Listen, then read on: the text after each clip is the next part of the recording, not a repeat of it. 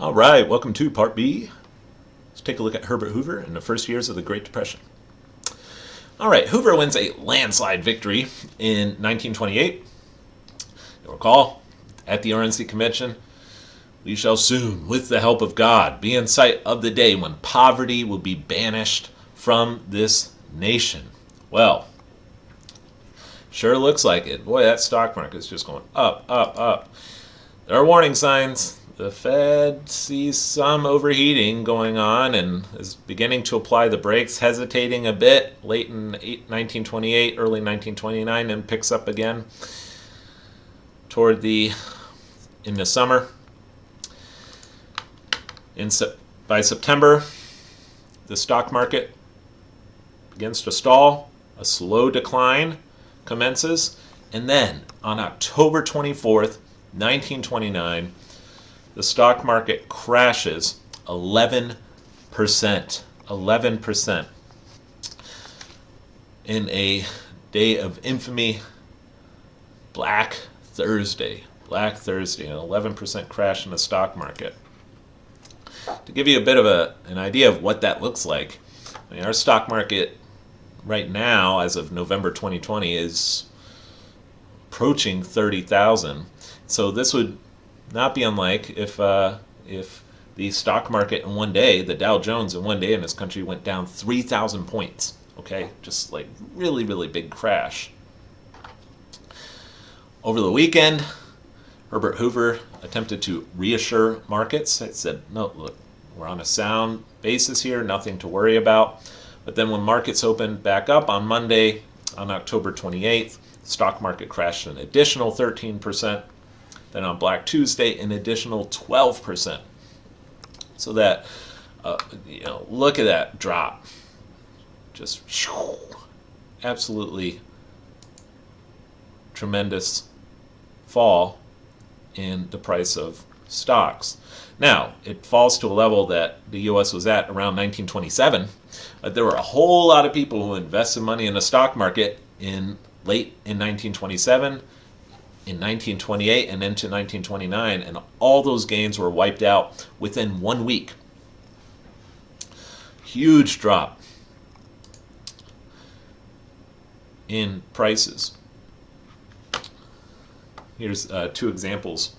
U.S. Steel, price of a share in U.S. Steel fell from $262 in September to $150 in November.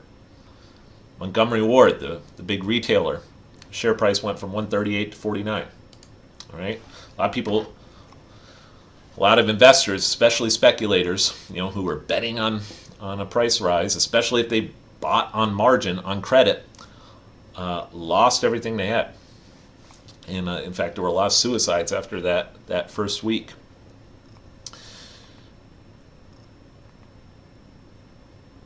Now the Fed, and by the way, before I continue with that, vast majority of Americans, it's important to put the context here, vast majority of Americans did not own stocks, okay? They did not own shares in the stock market. That's not true today. Sometimes you'll hear politicians, usually Democrats, say things like, oh, the stock market, that doesn't have any impact on ordinary Americans, and that's not true, because most working Americans have 401ks, they have retirement portfolios, and those are very much connected to the stock market. Back then in 1929, even though more ordinary people had gotten involved in the stock market, especially in 1928, most Americans did not have stocks, so they didn't lose money from this crash. But it definitely impacts business. And look at U.S. Steel. How many people does U.S. Steel employ? So in that sense, it does have a really big impact on things. Well, the Fed, the Federal Reserve Bank of New York, steps in and provides monetary stimulus late in 1929 into 1930 and even into 1931 to prop up the stock market. In the week after the crash, the head of the New York Fed, who was no longer Benjamin Strong died in 1928. Head of the New York Fed was George Harrison, not to be confused with the Beatle. Bought a massive amounts of government securities and added $300 million to bank reserves. And in fact, in that week after the stock market crash, a group of New York's most influential investors and bankers decided to come together, pool their resources, and buy stocks in order to prop it up. And it actually worked for a few months. Late in 1929 and early 1930, the stock market actually rebounded a bit. Look at that. Okay. Now it hasn't reached a peak, but that's not bad. Those are like mid-1928 levels. And actually in early 1930, Herbert Hoover praised the Federal Reserve for saving the economy, for saving the stock market, for its aggressive action in order to prevent a total liquidation of these stocks. And you can see here's the discount rate at the New York Fed. Remember, before the FOMC, each district bank had a lot more autonomy over monetary policy. That's a pretty big cut there. Late in 1929 into 1930. Big rate cuts in order to prop up the markets. Well, Herbert Hoover and other folks spoke a bit too soon. And in mid-1930s, stocks plunged again. And, okay, so by mid-1930, things still aren't looking good. Now, even after mid-1930, even in late 1930, most Americans expected this to be a fairly brief depression or contraction, okay? Americans were used to the contraction in 1920, which lasted, 18 months, or the contraction in 1907, which lasted about 18 months. The panic of 1893, which lasted, a fairly brief time. And so Americans just expected, okay, another repeat. The Federal Reserve was supposed to prevent this, but it didn't, and we can learn from that. But we expect, most Americans at this point expected to climb back. Okay, and if it did, this would have been remembered as the Panic of 1929, and it was difficult while we endured it, but lasted about 18 months, and that was that. And then Herbert Hoover probably would have won re-election in 1932, and that would have been the end of the story. But of course, that's not what happened. You see, in 1907 and 1893 and in 1920, interest rates spiked. Interest rates went up. In 1920, the New York Fed raised interest rates, but this time, that's not necessarily the response here. And systemically, this bubble was so great. This stock market bubble in 1928 was so steep. That's going to require a big correction. And so there are systemic issues at play here that Americans weren't quite aware of even late in 1930. But by end of 1930, still no recovery. Unemployment reached 12%. 12%. Now, unemployment will go a lot higher than that soon. But 12%, that's high unemployment. Remember, during the 1920s, unemployment didn't go above 4%. It was usually around 3 or so percent. And now we got 12% unemployment. So there's something quite wrong here. All right, so there's Herbert Hoover. What about Herbert Hoover? Well, Herbert Hoover was, to give you some of his background, was born in a Quaker family in a small cottage in Iowa. And there was his birthplace. Humble beginning.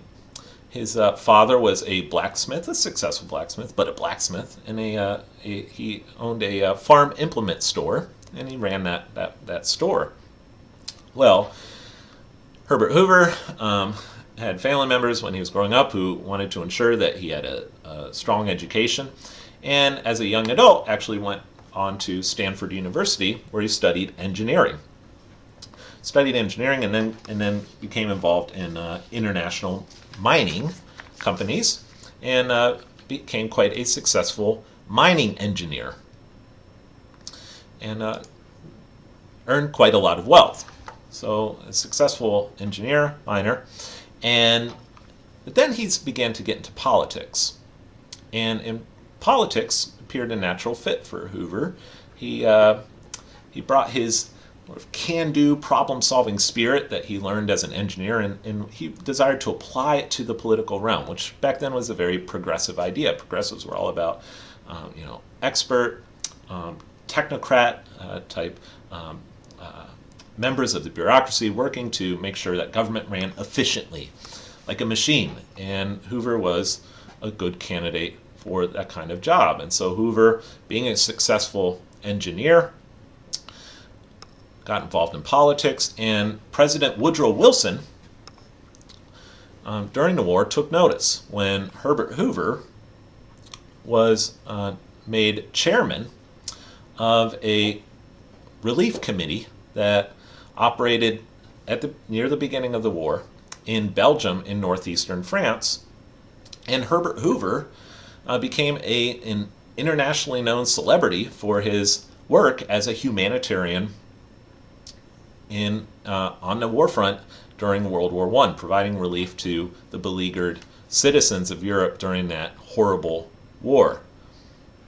So you see, this was the Commission for Relief in Belgium. Herbert Hoover again was the chairman. See the American flag there. There's Hoover himself, collecting donations and distributing relief to the people.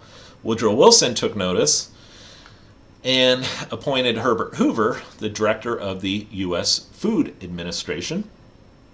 And as director of the U.S. Food Administration, Hoover used his sort of that problem-solving engineer mindset in order to ration food, stabilize food prices, and all in all ensure that the home front was working as efficiently as it could with regard to food and farm prices. And so here's some U.S. Food Administration posters urging people to eat less, to ration their food supplies. Herbert Hoover, director of this administration. Food will win the war. We observe meatless Mondays, wheatless Wednesdays, and porkless days as well. So Herbert Hoover, would plan out the week. All right, Americans, do your patriotic duty and don't eat any meat on Monday. On Monday, do your patriotic duty and don't eat any wheat on Wednesday. It wasn't compulsory; it was all voluntary, and that's how Hoover liked it. Some more Food Administration posters.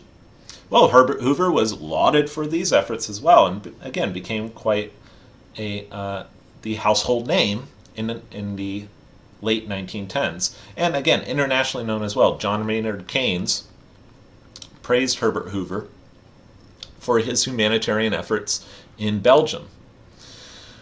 Hoover did not belong to any particular party.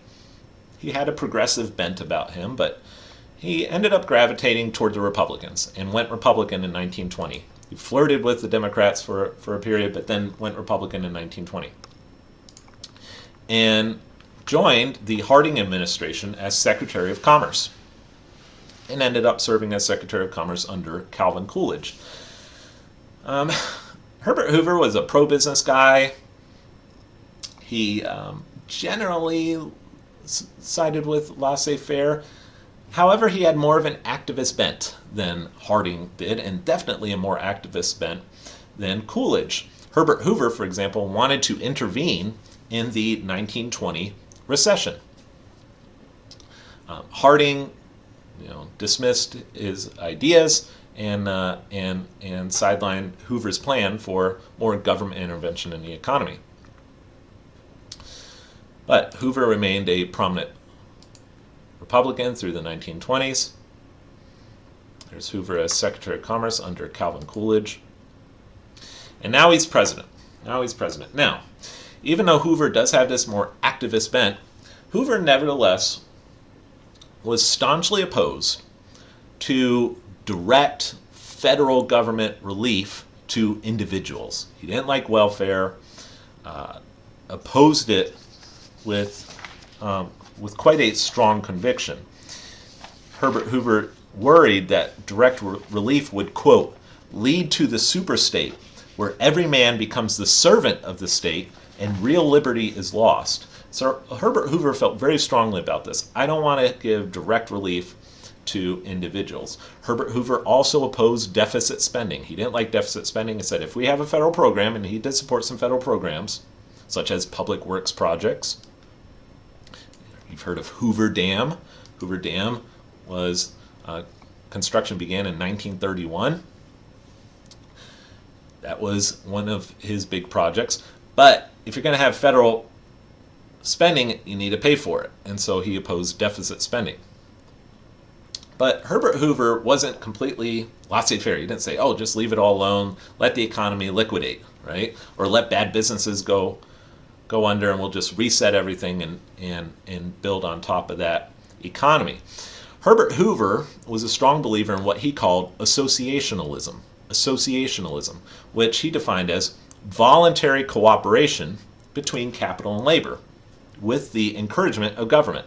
So, late in 1929, Herbert Hoover met with top business executives and top union leaders and got them to agree, hey, look, business execs, can you voluntarily, not by force, but voluntarily agree, don't cut your wages, don't slash your wages, don't slash production levels,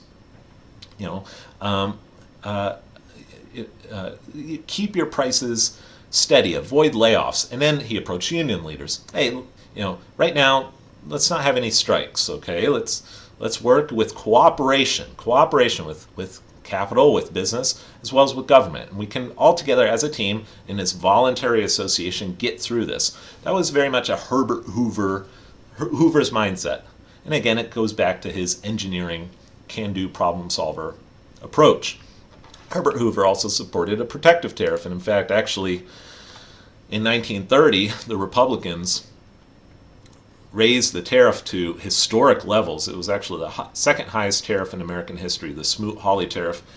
In Hoover's defense, actually, Hoover believed that this tariff was, he called it, quote, obnoxious.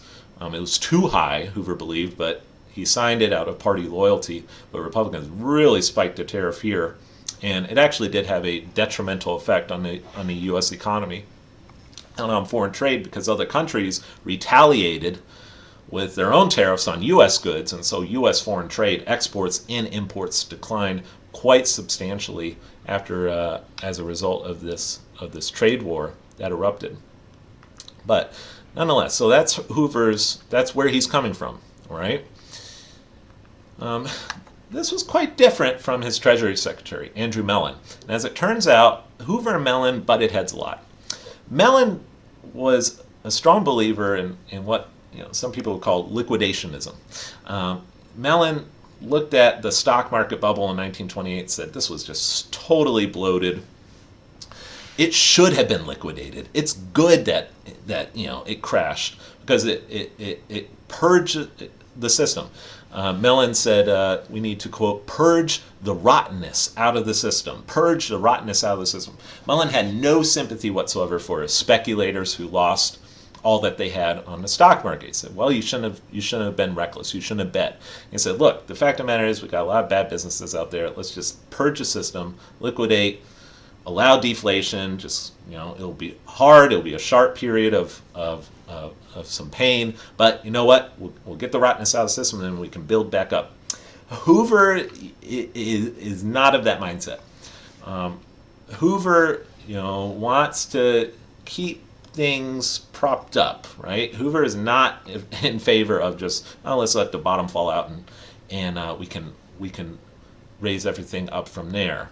In fact, Hoover will become quite frustrated with Mellon and will replace Andrew Mellon as Treasury Secretary in February of 1932. So anyway, that's Hoover's approach.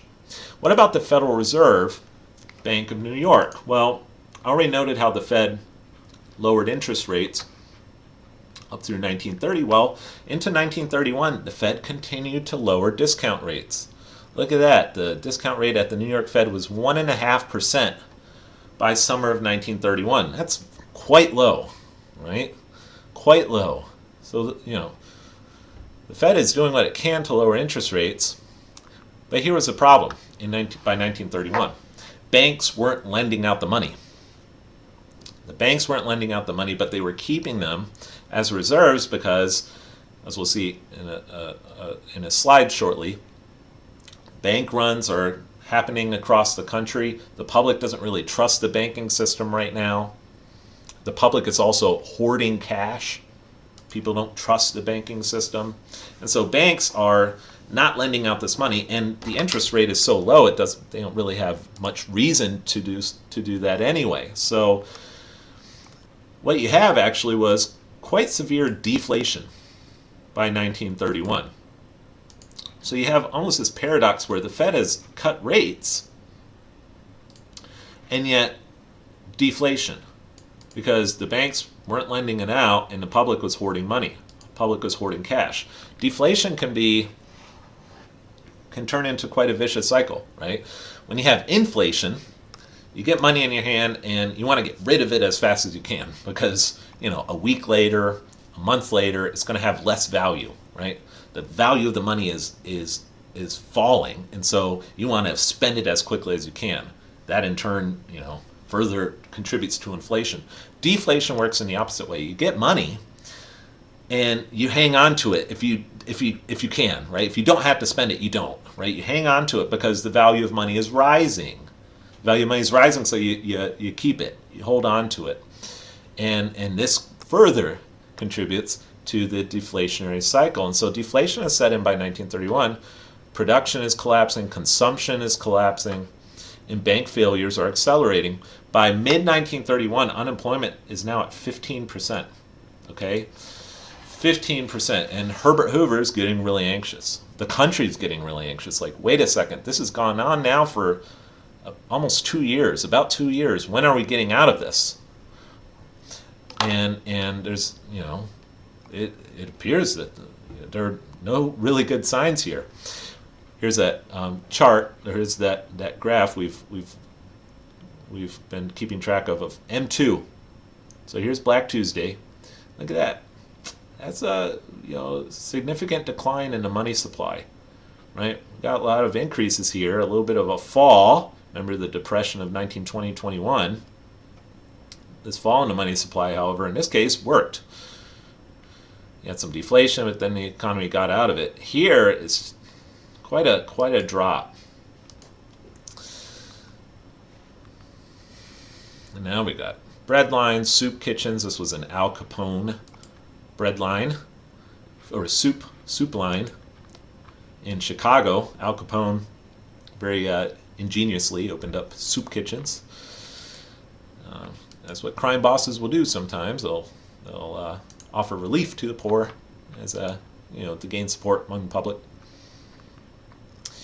Then in the summer, the Depression, what appeared to be, hopefully this is just a quick contraction and we can get over it. By summer, it's clear this is a depression. In Europe, because the contagion spread to Europe, we have an international economy. Europe is struggling too. In Europe, that summer, a wave of bank failures. It began in Austria in May 1931. The largest bank in Austria failed, and then that led to other runs on Austrian banks. Austria went off the gold standard in June of 1931. Then a run on the German banks began. Germany went off the gold standard in July of 1931. Then in mid-July, the Bank of England suffered a major run on gold as foreign central banks and foreign investors demanded gold redemption. And the Bank of England actually lost in 9 days in mid-July $125 million of gold, mostly to French investors and French commercial banks. The Bank of England raised rates a little bit, but to stop it, the Bank of England needed to spike rates. They weren't willing to do that. So they kept rates fairly low, even though they raised them a little bit. And so, the gold drainage from England continued and continued. Finally, in September 1931, again, instead of spiking interest rates up, to like 8, 9, 10%, they raised them to 4.5%, wouldn't go above that, and then in September, Britain went completely off the gold standard. and this ended the gold exchange standard in Europe. Well, the Fed is getting antsy now. The Federal Reserve Bank in New York, as well as the Federal Reserve Board in Washington, they want the dollar to remain on the gold standard. They don't want to have to, all these other countries have abandoned the gold standard in Europe. The United States wants to stay on the gold standard. And so, in summer 1931, the Fed raised rates, okay, to save the dollar. As all this is going on internationally, save the dollar. But in saving the dollar and retaining the gold standard, they had to. This led to more deflation, okay, more hoarding of cash. As people are like, I'm not spending cash. Shoot, forget it, right? But the value of money is rising. People need money right now. I'm holding on to my money if I can. I'm not going to spend it. So consumption is going down. Investment is going down as people are holding on to cash and deflation sets in. Look at that stock market. Whew. Man, that's bad. Now, all the gains since 1924 are wiped out. And actually, if you look at it, since 1922. So all those gains from 1922 to 1929, done, over, finished.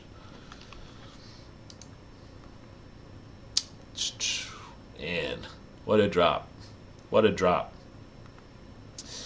The Fed chair at the time, at the Board of Governors in Washington, D.C., was a man named Eugene Meyer. He was, prior to becoming the head of the Federal Reserve Board, he was a successful investor and speculator. He owned a seat at the New York Stock Exchange. He wants to hold on to the gold standard. And later, economists, notably Milton Friedman later criticizes Eugene Meyer, as well as the New York Fed, for not providing more monetary stimulus and for raising rates late in 1931 and into 1932. And Milton Friedman argued that this exacerbated the situation and deepened the deflation, which Friedman identified as the real reason why the Depression lasted as long as it did. In the Fed's defense, if you wanted to stay on gold, you had to raise rates. And that was, the Fed's, that's what the Fed decided to do. But Friedman identifies this as really the main culprit for why the Depression, why it became a depression and not a brief contraction like what you saw in 1907. Herbert Hoover by 1931 is quite unsure of what to do next. Right? He's running out of options. Still opposed to direct relief. Late in 1931, Herbert Hoover devises a plan, submits it to Congress. It's passed by Congress in January of 32 to create a new agency, a new arm of the federal government called the Reconstruction Finance Corporation, or the RFC. He actually made Eugene Meyer the head of the Reconstruction Finance Corporation. And the purpose of this was to lend money to banks, especially small banks, state charter banks that weren't members of the Federal Reserve System, and to railroads. Railroads were suffering a whole lot during the Great Depression, and railroad bonds were one of the most important assets of many of these banks. And so, according to legislation, we'll lend $1.5 billion to banks and railroads. And then later, in the summer in 1932, Herbert Hoover requested that the Reconstruction Finance Corporation's capital be expanded to $3.5 billion. Now, Herbert Hoover says, hey, this isn't direct federal relief because it's a loan, and it's not going to individuals. It's going to support solvent financial institutions, sound businesses that shouldn't fail and wouldn't fail if it wasn't for all the crisis and confidence in our system. And so they'll pay back the money. This is different.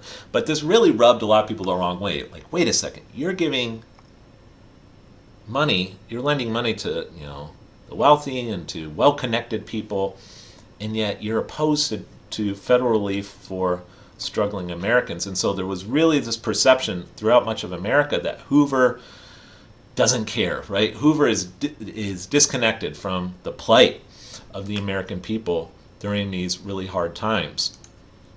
Hoover is frustrated with Mellon, dismisses him as Treasury Secretary in February of 1932. 1932, things are getting worse. Confidence in the U.S. dollar is plummeting.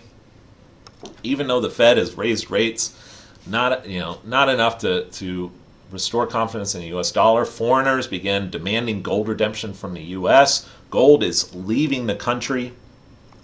Actually, in 1 year, in the single year, 1932, the gold stock of the United States fell by $380 million. $380 million of gold left the United States in 1932 alone.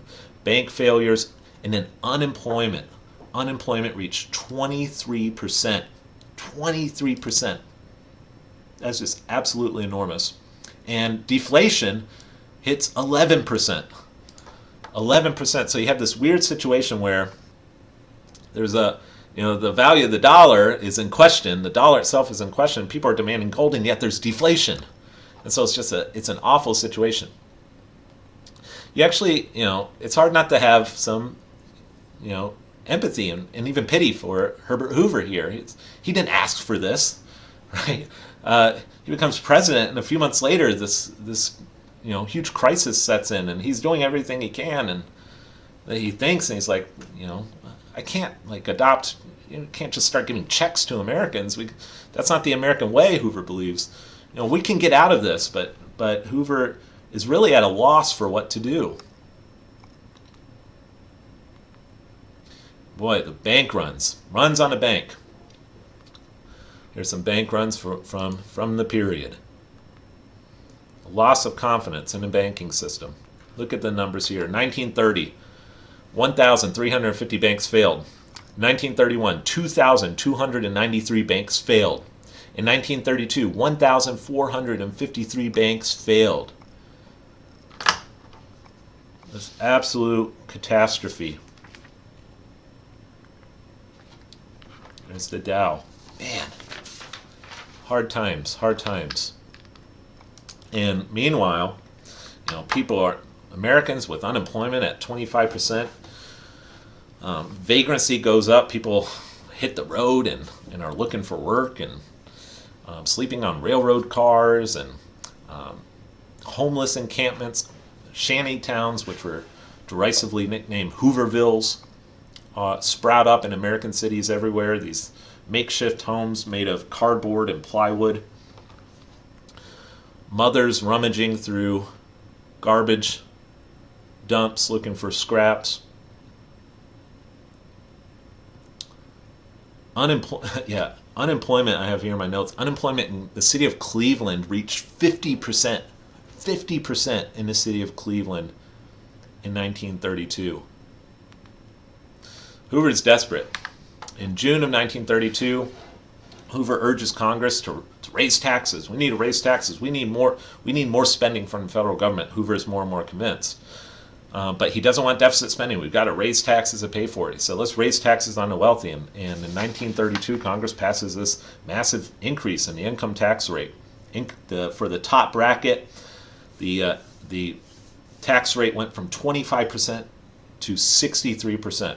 The estate tax was doubled. Corporate taxes went up by almost 15%. And this backfired. Business didn't like it. Capital investment in the country declined even further, and was not good for the economy at all. So, Hoover, he's trying everything. It's just not working. Look at these share prices. U.S. Steel is now $22. $22. Montgomery Ward is now $4 a share. Between 1929 and 1932, 9 million savings accounts wiped out, amounting to over $1 billion. It's wiped out. People saved for years to buy a home or to send their kid to college. now lose everything they have. Stock market lost 90% of its value in this 3-year period. GDP fell 30%. Industrial production 45%. Home building fell 80%. Nearly 1 million Americans lost their farms. And then, according to the government's own statistics, over 60% of Americans were categorized as poor, living in poverty. Hoover receives the blame, and again, you feel bad for the guy to if you want to be fair to Hoover. Again, he didn't ask for this. Hoover was a very reserved man, and so he actually had a little bit of a fear of public speaking, and so but this ended up making him look cold and indifferent to the sufferings of ordinary people. Critics labeled him as just incompetent, reactionary, out of touch. He lost his characteristic self-confidence. Now it's just totally destroyed. When he was in public, he seemed sullen and pessimistic. Just not a good look for Hoover. He runs for re-election in 1932, but his prospects aren't looking very good. His opponent is the governor of New York, Franklin Delano Roosevelt, 1932 election. For Part C, to round off this lecture 33, we'll take a look at that presidential election. See you there.